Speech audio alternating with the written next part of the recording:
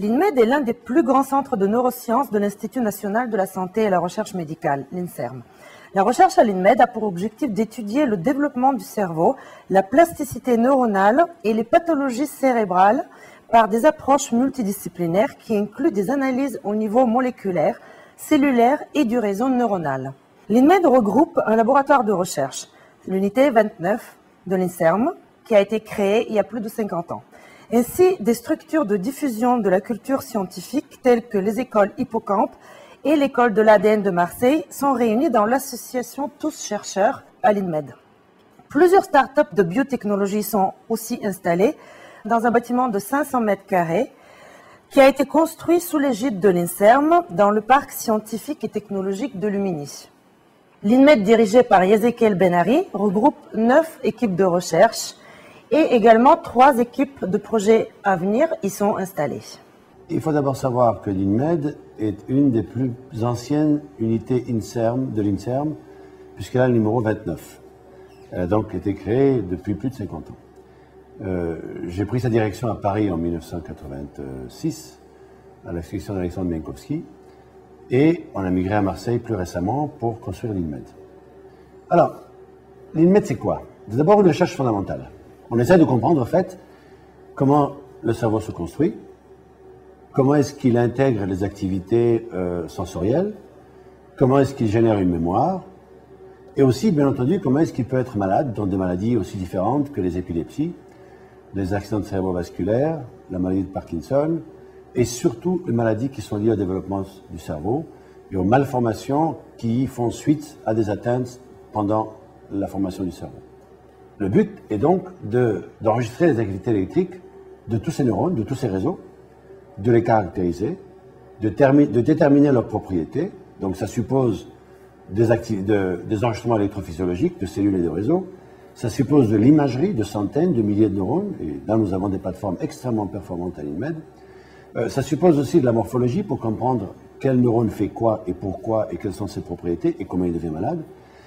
Et ça suppose évidemment aussi des modèles animaux qui miment, reproduisent de façon plus ou moins fidèle les maladies qui nous intéressent chez l'homme. Et donc effectivement, nous possédons un spectre de modèles animaux et un spectre de plateformes technologiques dont souvent certaines n'existent pratiquement qu'ici. Et utilisant ces plateformes, il faut aussi rentabiliser ce que les équipes de recherche font. Il y en a une dizaine dans le labo. Il m'a semblé que la meilleure chose, c'était de regrouper des équipes dans un laboratoire qui, certes, ont chacune leurs préoccupations. Il y en a une qui travaille sur le Parkinson, l'autre qui travaille sur une autre maladie, comme les épilepsies. Mais elles ont en commun de vouloir mettre justement leurs connaissances et leurs compétences au service de l'analyse et de la compréhension de comment fonctionnent les réseaux neuronaux. C'est-à-dire qu'elles font toutes de l'activité électrique. Elles font toutes ces mêmes modèles animaux. Ce qui simplifie énormément les choses, parce qu'une découverte faite par une équipe est pratiquement immédiatement utilisée, appliquée, exploitée par une autre équipe dans des cas légèrement différents. Et c'est cette philosophie d'organisation qui, je crois, nous a permis de faire des découvertes importantes, on peut dire même majeures, dans pas mal de domaines de neurosciences. On s'est posé la question depuis un certain temps, est-ce que pendant l'accouchement, le fœtus qui va naître est informé de l'imminence de l'accouchement? C'est une question extrêmement importante parce que vous savez que des anoxies à la naissance, c'est-à-dire l'absence d'oxygène à la naissance, ou des complications pendant l'accouchement, sont la cause d'énormément de maladies neurologiques. Et on ne sait pas très bien pourquoi les neurones souffrent, comment ils souffrent pendant l'accouchement, pendant ces insultes.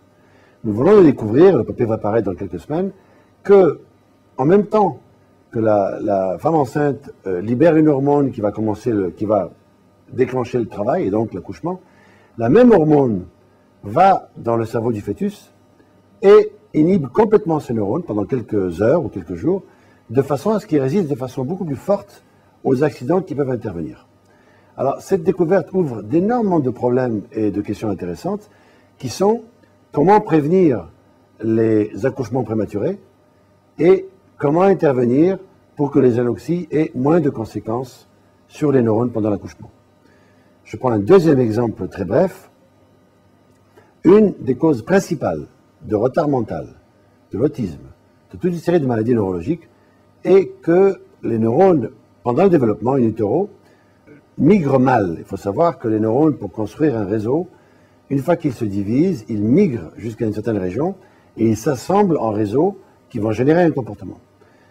Dans certaines maladies, qu'elles soient dues à l'environnement ou à des mutations génétiques, ces neurones migrent mal, moins bien, ne vont pas à leur cible et créent des réseaux aberrants qui sont mal placés, en fait, qui sont déplacés.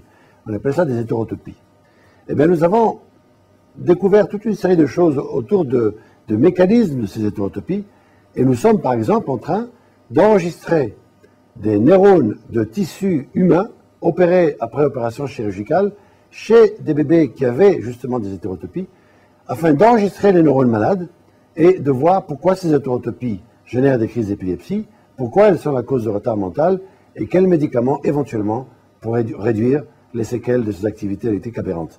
Ce qui nous intéresse, c'est de comprendre comment les activités d'un réseau de neurones sont générées. Alors c'est par exemple comprendre, déterminer le rôle de différents types de neurones dans la genèse d'une crise d'épilepsie. Et en fait, ça c'est une tâche qui est vraiment très complexe parce que dans chaque région du cerveau, il existe des centaines de neurones différents. Donc on peut maintenant aborder ce type de questions en utilisant les progrès spectaculaires de l'imagerie. Et c'est en fait une approche que nous avons développée ici à l'Institut. Elle est basée sur l'imagerie biphotonique multifaisceau, dont vous voyez ici un poste. Et elle permet véritablement de voir en action des centaines de neurones à la fois sur tranches de cerveau vivant. Donc on peut maintenant, grâce à cette approche que nous sommes vraiment les seuls à maîtriser dans le monde, déterminer par exemple sur une tranche de tissu épileptique humain quels sont les neurones impliqués dans la genèse d'une crise, ce qui bien sûr offre des perspectives très intéressantes. Notre équipe travaille sur les troubles du développement cérébral et l'épileptogénèse. En fait, on s'est aperçu qu'une grande partie des maladies neurologiques de l'enfant sont associées, sont liées à des troubles du développement du cortex cérébral.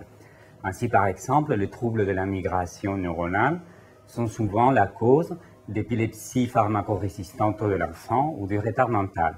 Cependant, nous ne connaissons pas bien les mécanismes physiopathologiques impliqués. Pour répondre à ces questions, nous avons développé au sein de l'équipe des nouveaux outils qui nous permettent aujourd'hui de reproduire chez l'animal, le rat ou la souris, l'altération qui est observée chez l'homme. Donc, par exemple, ici, nous avons chez l'homme, dans une préparation histologique chez l'homme, une altération de la migration des neurones qui reste coincée au milieu de la substance blanche.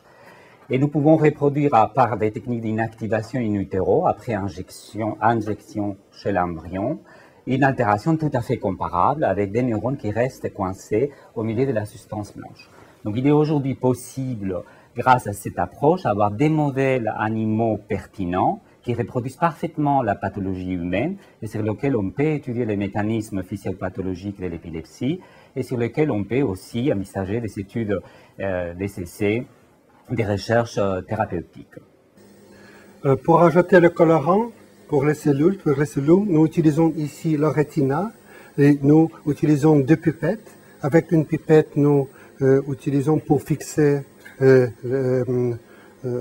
yeux et avec l'autre pipette, nous pouvons ajouter le colorant dans les cellules ganglioniques. Après, nous pouvons utiliser le système confocal digital pour regarder les signaux, les calcium ou l'autre signal pour enregistrer le récepteur de la glycine et regarder corrélation entre l'activité des récepteurs de la glycine et la concentration de calcium.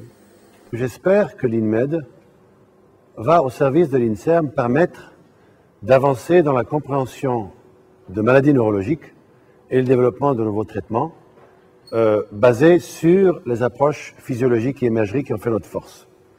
Je suis absolument persuadé que bon nombre de maladies neurologiques naissent au fait in utero et qu'il est crucial de travailler sur le développement du cerveau et la protection pendant la maternité du développement du cerveau.